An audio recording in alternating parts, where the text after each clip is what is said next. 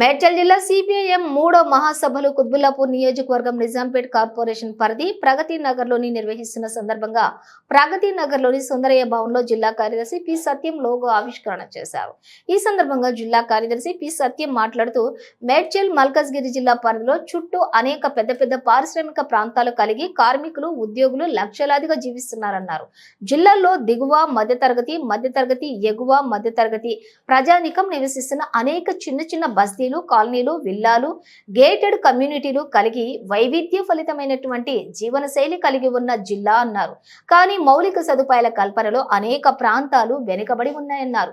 కేంద్ర ప్రభుత్వం కార్మిక చట్టాలను రద్దు చేసి కార్మికులకు ఎటువంటి హక్కులు లేకుండా 4 లేబర్ కోడ్స్ ను తీసుకొచ్చిందన్నారు. కనీస వేతనం 3 పర్యాయాలుగా సవరించక వేతనాలు సరిగా లేక కార్మిక వర్గం అనేక ఇబ్బందులకు లోనవుతున్నారని వాపోయారు. మల్కాజ్గిరి పార్లమెంటు సభ్యుడిగా ఉన్న ఈటెల రాజేందర్ కార్మిక వర్గ సమస్యల పట్ల స్పందించడం లేదన్నారు. కేంద్రంలో ఉన్న ప్రభుత్వంపై ప్రజలపై అనేక భారాలను మోపుతున్నా పట్టించుకోవడం లేదన్నారు. తెలంగాణ రాష్ట్రంలో కాంగ్రెస్ ప్రభుత్వం 6 గ్యారెంటీలు అమలు కోసం కృషి చేయాలన్నారు. రాబోయే 3 సంవత్సరాల్లో ఈ యొక్క మేడ్చల్ జిల్లాలో ఉన్నటువంటి వివిధ తరగతుల ప్రజానికం యొక్క సమస్యల మీద ఎలా పనిచేయాలి, అట్లాగే పార్టీని ఎలా బలోపేతం చేసుకోవాలనే లక్ష్యంతో ఈ మహాసభలో చర్చలు జరగబోతా ఉన్నాయి. నగర్లో జరగబోతా ఉంది. ఈ మహాసభల్లో ముఖ్యంగా నిజాంపేట్ మున్సిపల్ కార్పొరేషన్లో అనేక సమస్యలు కొట్టుమిట్టాడుతూ ఉన్నాయి. ఈ రోజున ముఖ్యంగా మంచినీటి సమస్య ఈ ప్రాంతంలో బాగా ఉన్నది.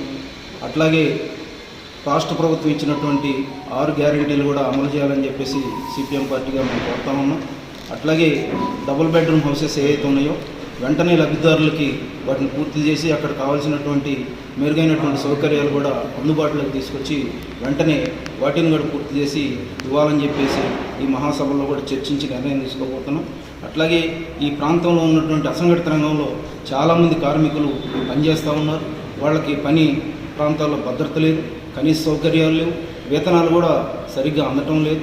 కాబట్టి ఈ ప్రాంతంలో అనేక మంది ఆటో కార్మికులు, అట్లాగే భవన నిర్మాణ కార్మికులు, అట్లాగే అనేక రకాలైనటువంటి చేతి వృత్తులు చేసుకుంటున్న వాళ్ళు అందరూ కూడా ఈ ప్రాంతంలో ఉన్నారు.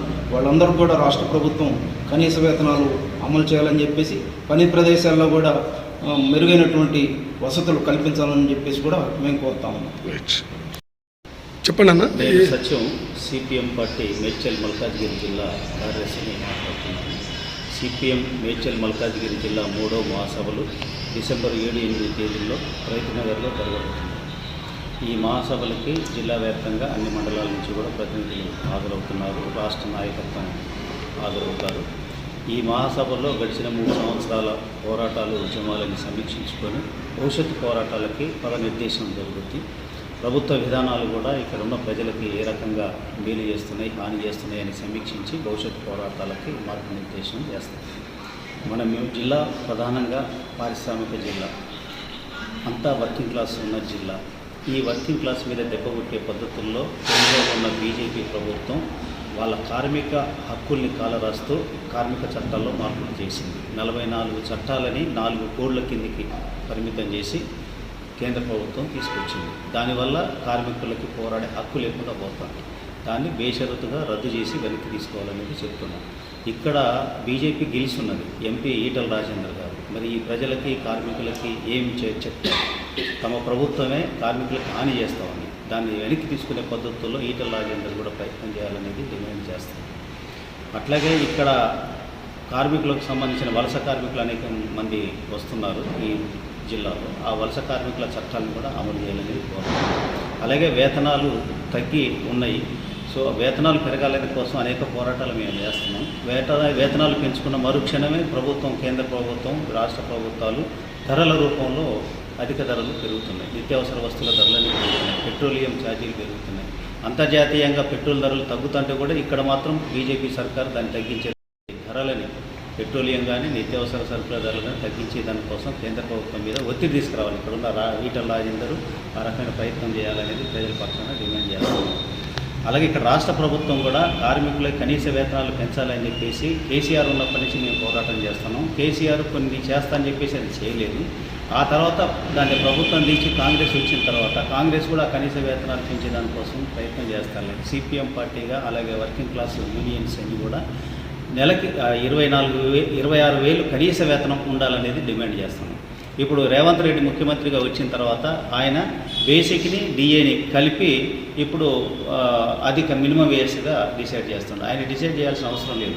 ఇప్పుడున్న చట్టాల ప్రకారమే బేసిక్ డిఏ ఎట్లా పొందుతారు. కానీ మా డిమాండ్ ఏంటంటే 26,000 కనీస వేతనం చేస్తే అది కార్మికులకు ఉపశమనం కలుగుతుంది. అది ఏ నుంచి డిమాండ్ చేస్తున్నాం.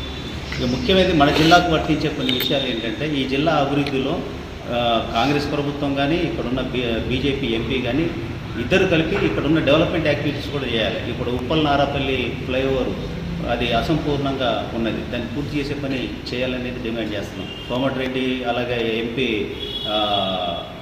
వచ్చి ఇద్దరు పర్యటించారు. కానీ ఇప్పటివరకు దాన్ని యూస్ లేదు, ఇది లేదు.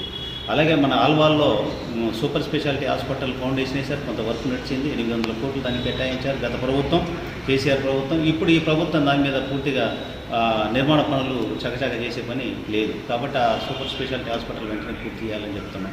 జిల్లాలో కూడా వైద్య సదుపాయాలు నియోజకవర్గానికి ఒక 100 పడకల హాస్పిటల్ నిర్మించాలని చెప్పేసి, జిల్లా హెడ్ క్వార్టర్స్లో మరో హాస్పిటల్ నిర్మించాలనేది, ప్రాథమిక ఆరోగ్య కేంద్రాలు పెంచాలని చెప్తున్నాం. ఎడ్యుకేషన్లో కూడా మండలానికి ఒక జూనియర్ కాలేజీ పెట్టాలన్న జిల్లాలో ఆ రకంగా లేదు.